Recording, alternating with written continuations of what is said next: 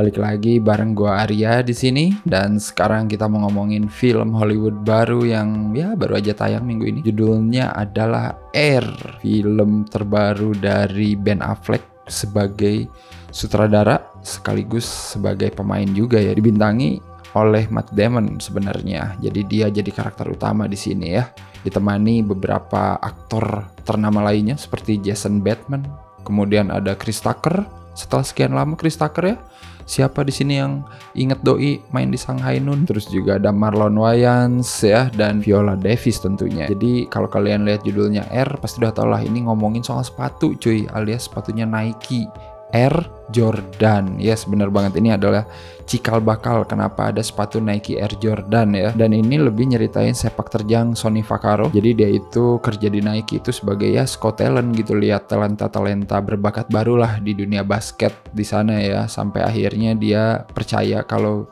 Michael Jordan itu adalah the next big star gitu, dan Nike bisa rising juga kalau ngontrak Jordan. Dan sisanya kita tahu sendiri lah, Sonny Vaccaro tidak salah. Nike Air Jordan itu kayak 3 kata yang gak bisa dipisahkan, dan ya sampai saat ini pun orang udah tahu gitu itu tuh brand apa dan siapa orang di baliknya. Tapi sebelum itu gue mau bahas di sini adalah penyutradaraan kembali Ben Affleck ya, dan gue termasuk orang yang suka film-film Ben Affleck sebagai sutradara ya. Dari mulai debutnya itu Gone Baby Gone, terus The Town, terus Argo, terus Live by Night. Dan menariknya adalah Air ini satu-satunya film dia yang ya bukan crime thriller ya. Jadi yang sebelum-sebelumnya kan pasti crime thriller, tapi tetap Ben Affleck bisa bikin sedikit thriller asik, yang bikin drama olahraga yang mungkin sepertinya bakal monoton tetap jadi seru. Settingnya tahun 84 ya. Michael Jordan itu masih remaja guys, masih 18 tahun, masih belum jadi siapa-siapa, tapi bakatnya udah kelihatan gitu. Dan banyak perusahaan yang ingin mengontrak dia ya. Salah duanya adalah Converse dan Adidas tentu saja. Dan Nike ini dulu pada saat itu emang belum ada apa-apanya gitu di lini basket ya. Lewat film ini gue jadi tahu gitu, Nike itu dulu emang lebih laku di kalangan para pelari, para jogger ya. Di sini kan disebutin kalau Nike ini dibeli sama orang yang suka lari gitu, tapi sama orang yang suka basket nggak ada yang mau. Dan film ini yang mengambil setting ya ketika masa-masa kritis gitu lini basketbolnya si Nike ini mau gimana nih gitu, sampai Sonny Vaccaro akhirnya melakukan pertaruhan besar ya. Dia ini saking suka bertaruh ya, di awal film diliatin dia ke Las Vegas dulu buat judi.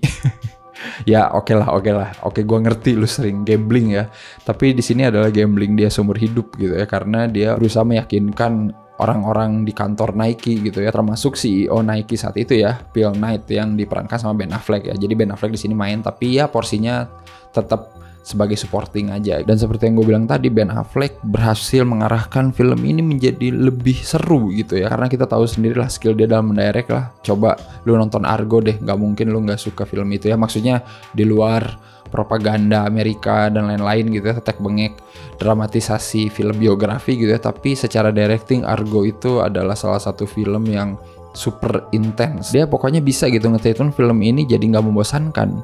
Pertama, pacingnya itu menurut gua pacing yang lumayan cepet ya, jadi kayak nggak buang-buang waktu. Dari awal kita udah diliatin si Sonny Vaccaro ini kerjaannya apa, terus gimana dia mengerjakan kerjaannya, dan sebagai apa dia di Nike. Kedua, nanti kita juga diliatin siapa aja orang-orang yang terlibat untuk mendukung si Sonny Vaccaro ini biar bisa mengontrak Jordan. Dan terakhirnya tentu gue disuguhi dengan trik-trik marketing yang menarik gitu, yang mungkin gue nggak tahu banyak gitu, tapi di sini agak dibuka dikit gitu, gimana caranya kita bisa ngelobi atau memperebutkan kontrak yang bagus. Ya mungkin ada 1-2 titik di mana film ini pacingnya terasa kayak off gitu ya, karena dari awal kita udah dibawa intens, tapi nanti mungkin ada bagian-bagian yang kayak jeda dulu sebentar gitu sebelum menuju aksi berikutnya Sonny Vaccaro. Itu tuh menurut gue kayak ya jadi ngurangin intensitas yang udah dibangun tadi gitu ya. Ada beberapa 1-2, tapi kata gue minor sih, nggak begitu kerasa. Dan menurut gue penyutradaraan yang dinamis dengan pacing yang cepat itu dibutuhkan sih di cerita-cerita seperti ini ya, terutama cerita yang menurut gue dari segi production desain itu sangat minimalis. Di sini tuh kayak settingnya itu nggak begitu banyak ya,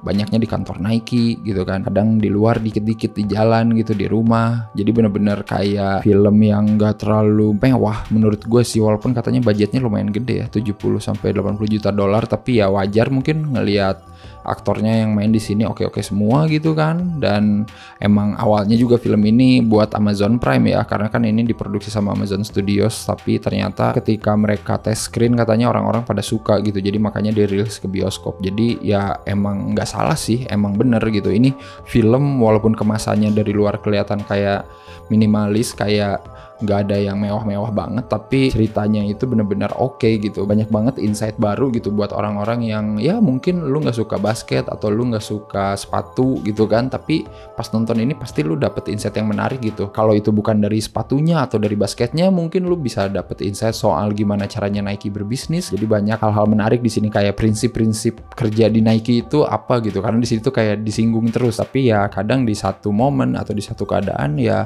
butuh tindakan yang emang di luar dari hal-hal tersebut gitu, dan itu dilakukan oleh Sonny Vaccaro gitu.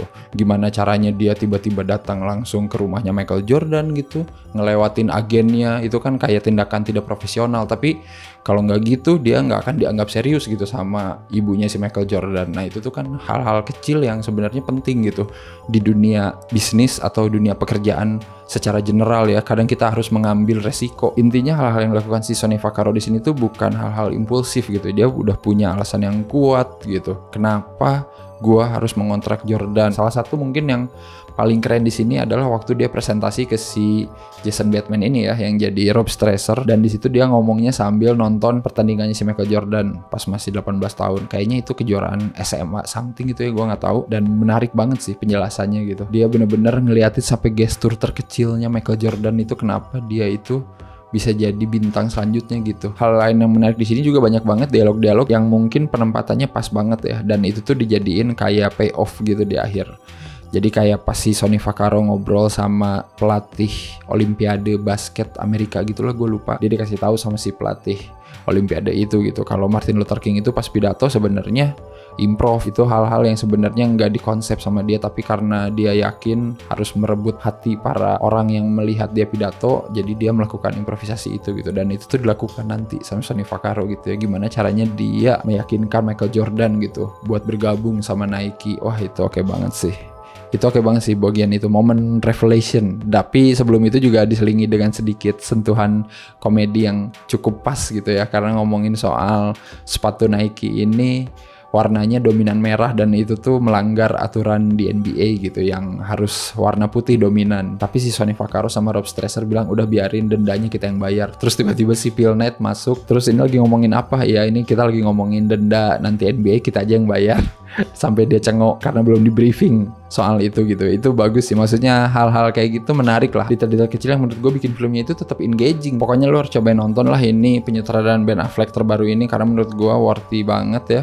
Apalagi kalau lo emang suka basket atau punya sepatunya Nike Air Jordan, wah itu harus tahu sih. Banyak membuka wawasan banget, terutama buat gue yang gue pikir Nike Air Jordan itu dibikin ketika Michael Jordan-nya udah terkenal, ternyata tidak. Kalau mau gue kasih skor untuk Air ini 8 lah dari 10. Tidak membosankan, selalu ada hal menarik. Actingnya itu nggak usah ditanyain lagi ya. Mereka semua bener-bener bikin film ini lebih hidup gitu ya. Apalagi Chris Tucker gitu ya, wah itu menarik sih. Supporting kecil yang menurut gue bikin ceritanya jadi kayak lebih hidup dan lebih meyakinkan. Ya udah silakan aja nonton. Kalau udah nonton film ini silakan komen menurut kalian gimana filmnya, dan seperti biasa jangan lupa untuk like, share, subscribe Cinecrip. Kalian juga bisa follow Cinecrip ya di IG, di Twitter, di TikTok juga ada, dan kalian juga bisa dukung Cinecrip di Saweria. Linknya ada di bawah. Atau kalian bisa super thanks, ada juga di bawah video ini. Baiklah kalau begitu, sampai ketemu lagi di episode-episode selanjutnya. Bye-bye.